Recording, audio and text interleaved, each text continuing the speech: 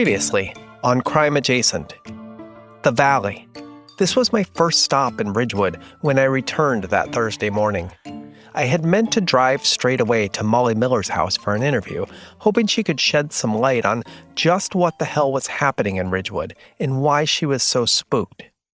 But Interstate 80 passes right through the valley, and I made a quick decision to pull over and check it out. The valley was just as beautiful as I remembered. A shimmering silver blue lake, rolling green hills, oaks and bay laurels, and the occasional wild cry of a red-tailed hawk circling overhead. I stopped my car at a dead-end sign. Back in the 1990s, there were piles of hay bales here and there, like ancient, slumping pyramids dotting the gentle fields. But now, there were trucks and bulldozers and construction and survey crews everywhere, probably getting ready for the new Palmer subdivision. The development hadn't officially been approved yet, but that didn't stop Daniel Palmer. It looked like he was ready to go the moment the city council gave him the green light. Suddenly, while standing beside my car, I heard a piercing, grating cry behind me. I turned.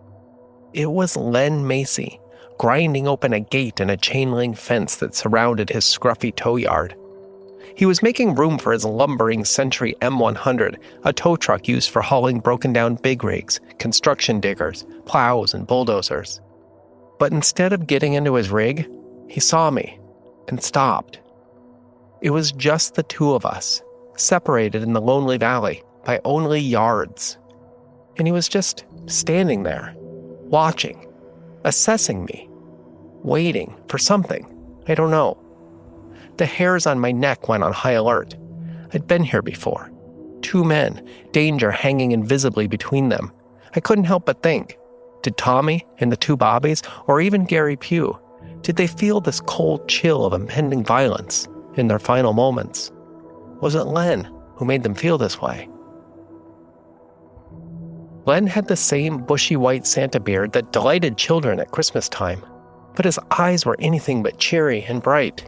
They stared me down, and his large body tensed forward as if he was prepared to run at me at any moment like a bull in a wide field.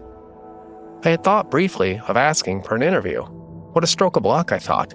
Len Macy, suspect number 2 in this case, just standing there right in front of me. But I couldn't shake the look in his eyes, and I noticed what was in his hands. A lug wrench. It dangled from his clenched fist and swung gently around his ankles.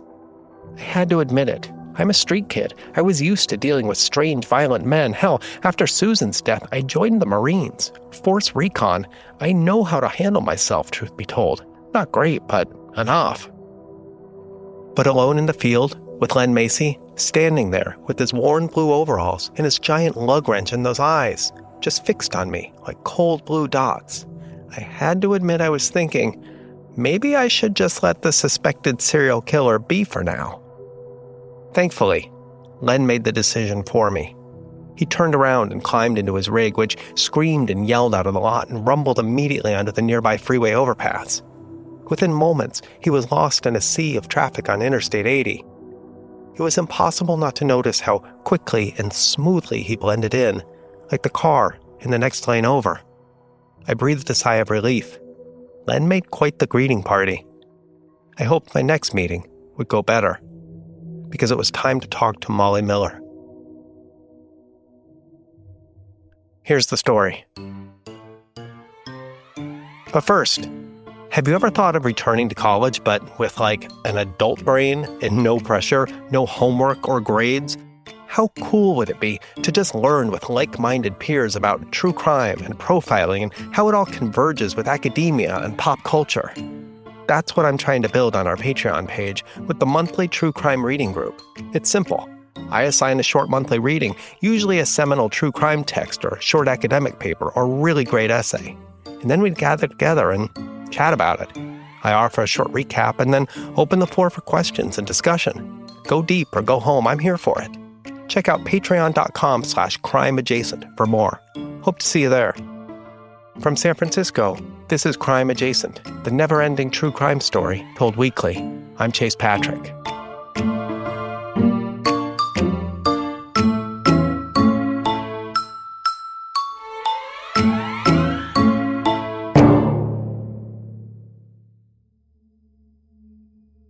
Mollie Miller lived on Ridgewood Court in the older section of town.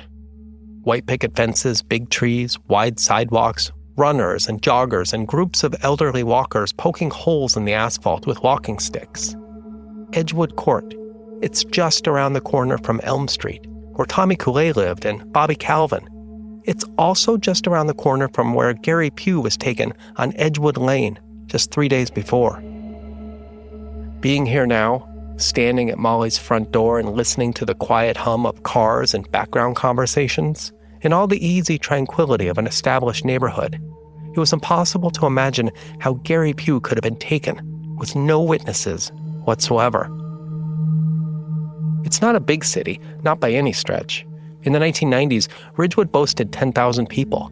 Now it stands at about 12,000. But still, there's just so much life here. Cars, walkers, shouting children, buses, birds, a low, intense hum of human activity. How on earth could the killer snatch 7 feet tall Gary Pugh off a sidewalk just blocks away and no one saw a thing? Mollie said the police were covering it up. Maybe it was that. I hoped she'd have some answers. I knocked on the door, and whatever easy buzz the neighborhood once held was gone in an instant. From within, the barking was relentless and overpowering. Incessant thuds banged against the door. I wondered just how many dogs Mollie owned and what kind they were, and whether they'd eat me alive if they managed to pound through the front door, which felt like a real possibility. I backed off the porch to give her some space and to wrangle the 4,000 dogs inside. But nobody came. No signs of life inside either. A shout or pounding footsteps or that unseen electric shimmer of felt humanity. There was no need to knock again. Even the neighbors knew by now, thanks to the dogs, that Mollie had company. Just as I was about to retreat, an older model Honda Accord shrieked into the driveway and coughed to a stop. A short woman with long red curls moved like a flash from the driver's side to the passenger door, where she helped an elderly woman with a cane out of the car. Mollie Miller. Nikki had described her as having red hair and a frantic, frightened look about her, and this fit the description to the letter.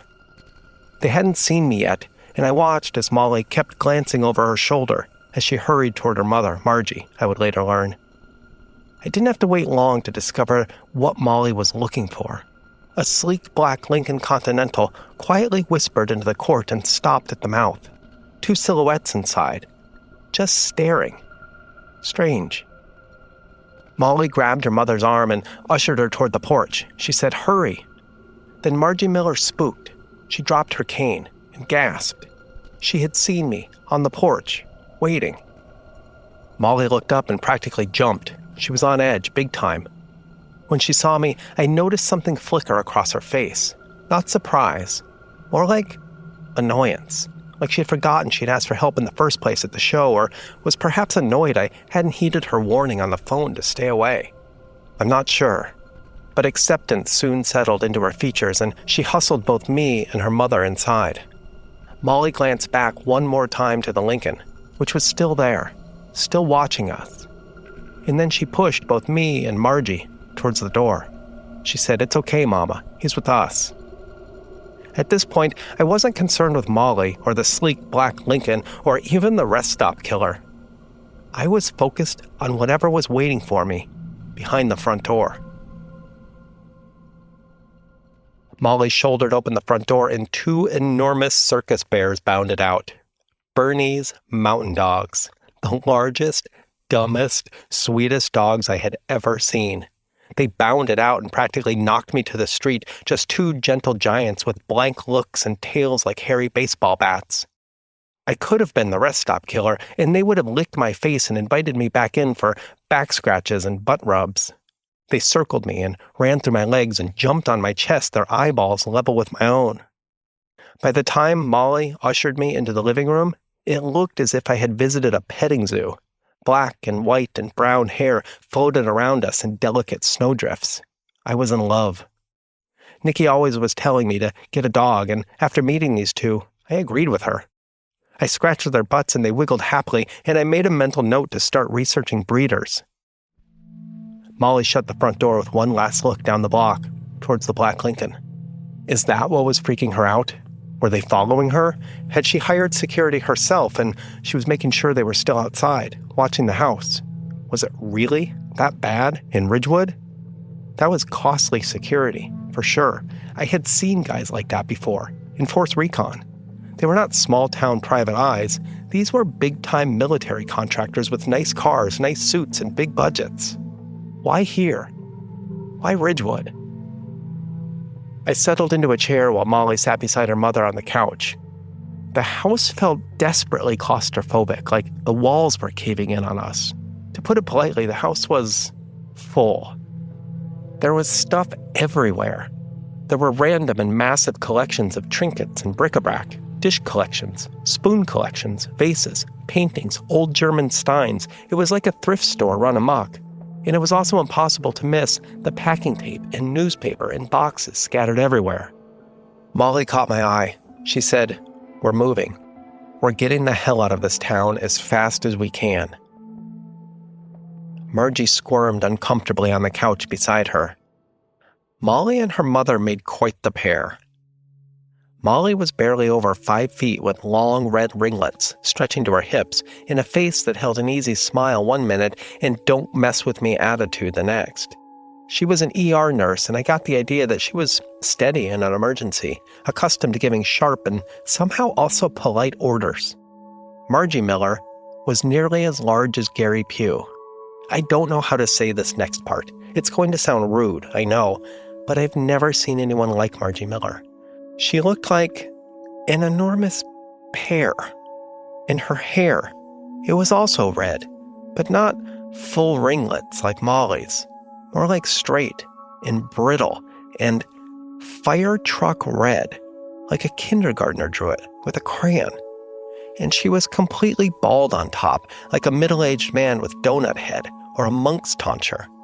I tried not to stare, but there was no missing Margie Miller. She also wore a sweatshirt with a battlefield printed on it over the words, "History never dies." She caught me looking and pointed a thumb at her chest, smiling. She said, "Middle school U.S. history, 30 years. An awkward silence settled over the room, except for the dogs. They lay at Margie's feet and panted incessantly, like furry freight trains. Mollie kept looking towards the curtains. Margie kept looking at Mollie, and I kept looking at a framed silver photo behind them. It was clearly a family portrait. I recognized Mollie in the middle. I recognized Margie. But who was the third person? A man. He also had red hair and a neat red mustache and big glasses. I presumed Mollie's father. I saw a black velvet band across the silver frame. I assumed he wouldn't be joining us. I cleared my throat. "So, why did you reach out?" Mollie and her mother shared a look. Margie nudged her on. "Go ahead. He's here now, isn't he? No turning back." Mollie glanced at the curtains one last time, and then she filled me in. Mollie said that after word got around that Gary had died, she got worried. They both did. The police wouldn't tell her anything. Not Jones, not Williams, not Samantha Bird, a new officer Jones was training to be detective, just as Jones herself was groomed so many years ago. Winnie Freeman, the local reporter and a longtime family friend, wouldn't say anything either. That was strange. Something was happening in Ridgewood. Gary had just died, and no one wanted to talk about it. In this first meeting and over the next few days, I learned two things about Mollie Miller. One, she's a fighter. She doesn't take no for an answer. Like I said, she works as an emergency room nurse in the new, shining 4-story hospital and is used to figuring out intricate health puzzles quickly to help save lives. So when the police and City Hall stonewalled her, she only fought harder for information. This leads me to the second thing. As soon as she discovered Gary had died and where and who had discovered his body, she immediately thought of her mother and wondered if she was in danger. Because just like Gary Pugh, Margie Miller now also served on the city council. And also like Gary, Margie was destined to vote against the new Palmer development the following week. Mollie said, "Daniel Palmer has tried to get this development built for decades, and the last time all the murders got in the way. This time, I wouldn't put it past them, any of them, to kill off opposition to their big deal." I need to repeat here, again, sorry, for legal reasons, that the Palmers were never officially charged with anything, and they refused repeated requests for comment, including when I ran into Daniel Palmer a few times around town that week. Margie Miller was never meant for this type of pressure or power. That's what's so strange about this case and ultimately heartbreaking. Margie didn't even want to be on the city council in the first place. Her husband, Bob Miller, died a few months back while on a business trip, and I didn't press for details. The black velvet band across the silver portrait let me know it was still raw, and neither Margie nor Mollie looked like they wanted to talk about it. That's not the important thing. Well, it's important in that it's sad, but the really important thing is that Bob's death opened up a spot on the city council. Following his death in September 2023, 2 people approached Margie Miller with an offer. They asked her to take Bob's place, temporarily, just long enough to cast 1 vote, which was coming up the following week. You guessed it, the vote on the Palmer development in the Valley. And the people who approached her? City Councilman Gary Pugh and City Councilwoman B. Macy. The pair, along with Bob Miller, formed a powerful anti-development bloc on the city council. They feared an election might allow Daniel Palmer to essentially buy a seat on the council with his endless millions and secure his development plans. So the plan was for Margie to be appointed, cast a no vote, and then she could ride off into the sunset. I glanced around at the packing materials. It looked like she couldn't wait to get out of town. On the couch, Margie snorted. She said, "I'm a history teacher and the wife of a politician. I've been to this rodeo, but this is the most ironic damn rodeo I have ever been to." She explained that her area of expertise was in the widow's mandate, although she never in a million years thought it would apply to her personally. She said that the widow's mandate is how many women achieved firsts in politics after the 19th Amendment was ratified in 1920. Rebecca Felton, the first woman to ever serve as senator, was appointed to the office in the 1920s in Georgia as a placeholder after her husband died. She was to serve out his term while bigwigs searched for a permanent replacement. In other words, a man. Margie cautioned me not to get too excited about the feminist prospects of the nation's first woman senator. The woman was a vile racist who campaigned on behalf of lynching and helped instigate an actual city council coup in 1898 in Wilmington, North Carolina, against the all-black city council. Margie chuckled, and I thought Ridgewood city politics was horrible. I could tell that Margie was a great teacher. She made you feel at ease while she filled your brain with solid information and laughter. I liked her. At first, Margie said no to the proposition. Hell no, in fact. But Bea and Gary pressed. They convinced her it was what Bob would want. To save the valley and the small-town charm of the place. Just 1 vote, and she could go. Eventually, Margie relented. She couldn't wait for it to all be over the following week. The vote was set for the next Tuesday. She said that despite growing up there, Ridgewood was always Bob's town, meaning he liked it better than she did. With Bob gone, she was eyeballing a retirement community in Fairfield or even Napa, which was just over a ridge of hills. She had visions of wine tastings and picnics and fancy book clubs with good food and new friends, whereas Bob was either traveling for work or fighting for his valley. She described Bob as set in his ways. Margie seemed to be looking forward to starting over, to putting Ridgewood behind her. Their plans took a drastic turn when Gary died, and they thought they might need outside help. Gary was a no vote on the Palmer plans. Bea was a no vote. And now Margie also served on the council and was also a no vote. Margie and Mollie were genuinely scared. Mollie explained that the Palmers and the chief of police, Al Williams, go way back personally and professionally.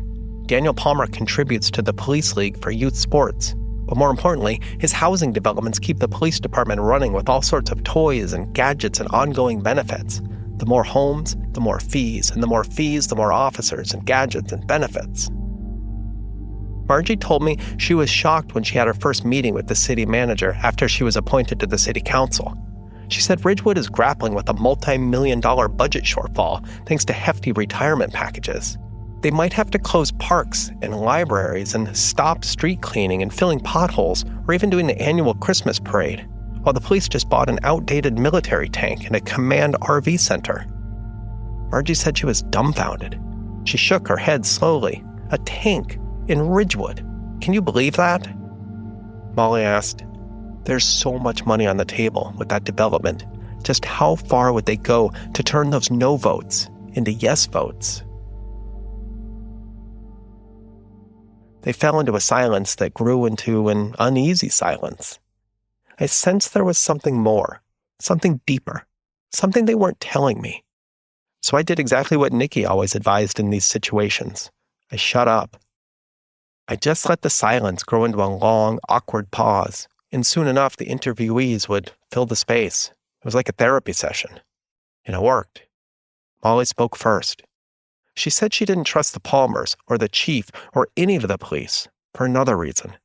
Not because of their power or influence or money, but because of their son. Michael, Daniel Palmer's only son, the heir apparent to the Palmer fortune. Mollie explained that she and Michael Palmer used to date in high school. They're about the same age. But I didn't understand, so they dated. So what? Mollie paused again. On the couch, she and her mother exchanged a quick glance. It became a long glance. Margie reached for Mollie's hand, which moved away to wipe her eyes. I got it. Mollie finally said, "They called me a liar. They also said I was asking for it, like, which is it?" Her face burned, and I could see her hands ball into fists. Margie hoisted herself from the couch and excused herself.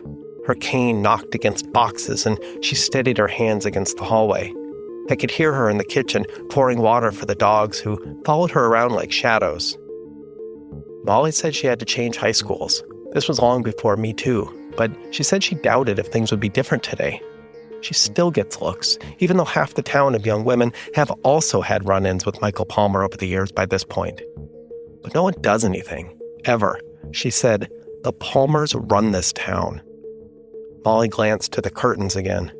She wiped a tear with her fist and smudged it on her thigh. She said, "And now with Gary, and then Michelle?" Her fist pounded once onto her leg, sharply. She said, "I know the police are covering for him. They always have." So that's why she came to Nikki and me. It made sense. But still, I was confused. At that time, I didn't know what she meant by Michelle. I had just gotten into town. After my brief encounter with Len, I drove straight to Mollie's. I hadn't been downtown. I hadn't seen the flyers yet. Soon, I'd learn they were everywhere. Taped to telephone poles, tucked under windshields, plastered to every business storefront. They fluttered across the sidewalks and gathered in bunches at sewer grates and parked cars, flapping like wounded birds in the evening breeze. I hadn't seen Michelle's family yet, crisscrossing the streets like an army, stopping people and pushing Michelle's photo in their faces and demanding, "Have you seen her? Have you seen her?" I asked Mollie what she meant. I knew about Gary Pugh by this point, but who was Michelle? She said, "Michelle Diaz, the missing woman." Michelle had been missing an entire week by that point, Thursday. And her boyfriend, Michael Palmer, wasn't talking to anybody.